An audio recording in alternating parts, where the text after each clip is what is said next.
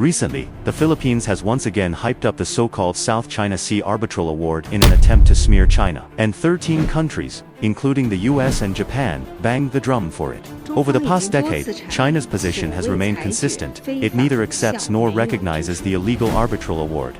The so-called arbitration was nothing but a political farce, disguised as a legal proceeding.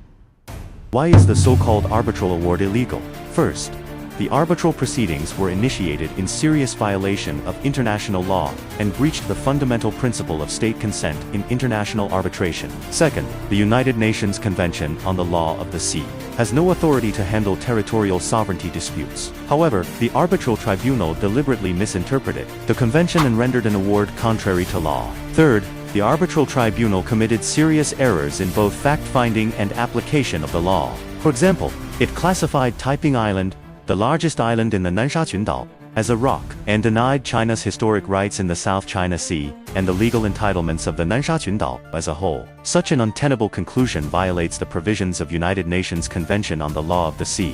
Fourth, the so-called Arbitral Award was tainted by political manipulation. Key members of the tribunal were appointed by a Japanese right-wing figure, while the US and Japan orchestrated the proceedings behind the scenes, using the so-called legal process as a tool to contain China. The Philippines makes troubles in the generally stable South China Sea.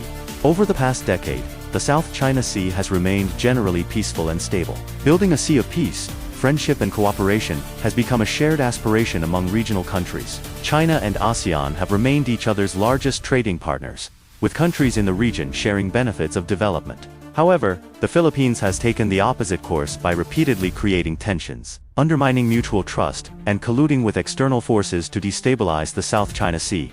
First, it has repeatedly hyped up the illegal South China Sea arbitration, advanced unlawful claims over Huangyan-dao and some islands and reefs of China's Nansha Qundao, and attempted to portray the illicit arbitral ruling as the legal basis for its unlawful claims. Second, it has repeatedly dispatched Coast Guard vessels to intrude into waters under China's jurisdiction, and deliberately created maritime frictions. Third, it has strengthened military ties with external countries. It has signed bilateral defense agreements with Japan, allowing the Japan Self-Defense Forces to deploy in its territory. Japan has even launched offensive missiles from Philippine territory for the first time. The actions have deliberately fueled bloc confrontation and posed a serious threat to regional peace and stability. The Philippines is paying a heavy price for its wrong actions.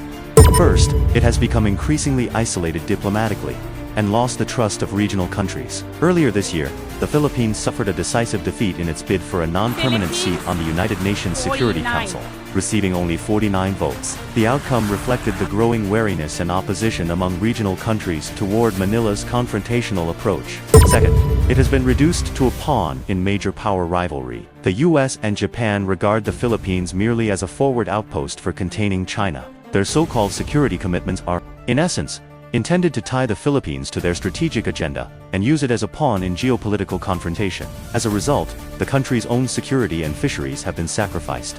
Third, the livelihood of its people continues to suffer. Maritime confrontations have disrupted the life of Filipino fishermen, while rising military spending has diverted resources away from public welfare, leaving ordinary people to bear the costs. The decade-long farce must come to an end. The so-called South China Sea Arbitral Award is nothing but a worthless piece of paper.